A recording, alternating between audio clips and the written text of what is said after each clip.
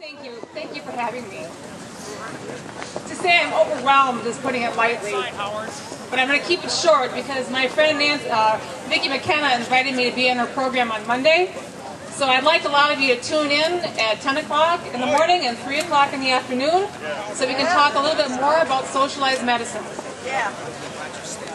I want you to be scared. I want you to be really scared, and I'll tell you why. You need to be, and I'll tell you why. For 6 years, I practiced in Galway, Ireland. I practiced under socialized medicine, and I was one of those physicians that unfortunately had to tell people, I'm sorry, you can't have it. And I will never do it again.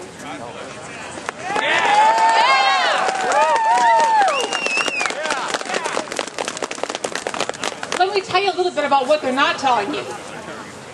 The truth is this, is that there isn't enough to go around under socialized medicine.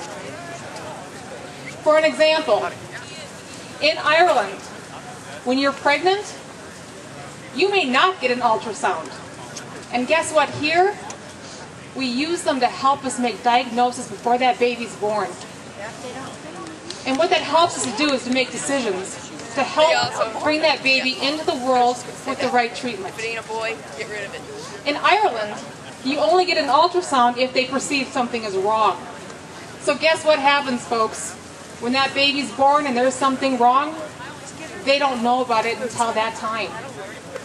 But it doesn't matter, because unfortunately, there's not a lot of high-tech neonatal units to help these babies. And think of how many of us know somebody, or our own grandchildren or our own children, live today because they have had that opportunity to have the care they needed. Let me tell you something else. There is no private rooms. There are wards with 30 beds. Yeah, no TVs. But the thing about all of this is that the people started realizing that this is not acceptable. When I was there, the one thing that we realized was that there just wasn't enough to go around. And what I mean by that is that one night I was on call in a hospital of about 250 beds, about an hour and a half from Dublin. There was a horrific motor vehicle accident. And unfortunately, the young driver suffered severe head trauma. So they asked us to bring this patient to Dublin, because guess what? That was where there was 2 neurosurgeons. Let me put that in perspective, everybody. The state of Wisconsin has 5.5 million people. Ireland has 6.4 million people. In Ireland, there are 9 neurosurgeons.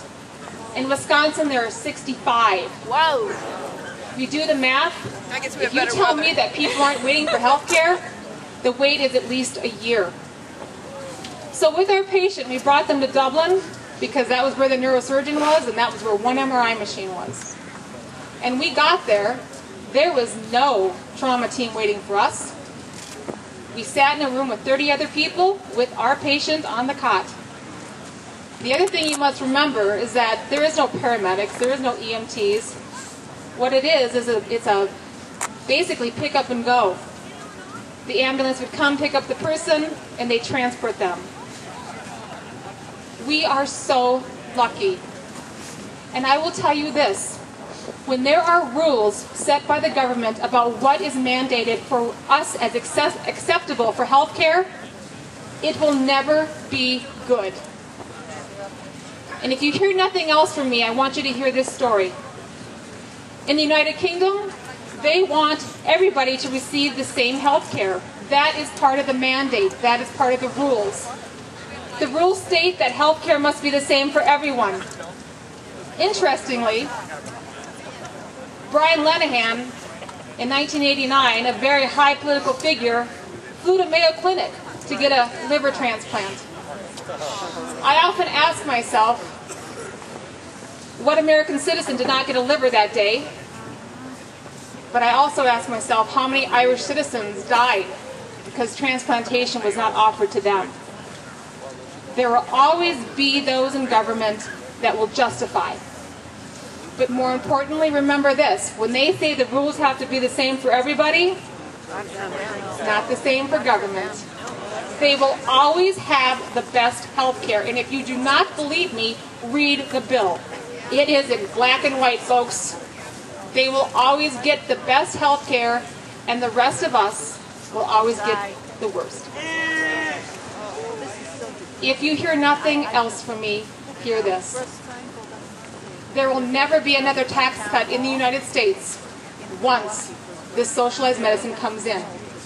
And why is that? Because those that govern the welfare state of health care will always use the excuse that if you take away my tax money, you're taking it away from health care. You're going to ask me one question that's very important. Hey, Tracy, it's probably been a few years since you practiced in Ireland. Things must have changed. You bet they have. Guess what? Actually, they're privatizing. Yeah! They have realized that socialism doesn't work. Over 50% of those in Ireland have private health insurance. As we're socializing, they're privatizing. But here's what's really interesting, is that when you look at all these people out here, we have a voice. And as Margaret Thatcher said, one of the wisest women I know, socialism will never work because you'll never have enough people to pay for it. God bless America, and listen to Vicki on Monday. We're going to talk more about this.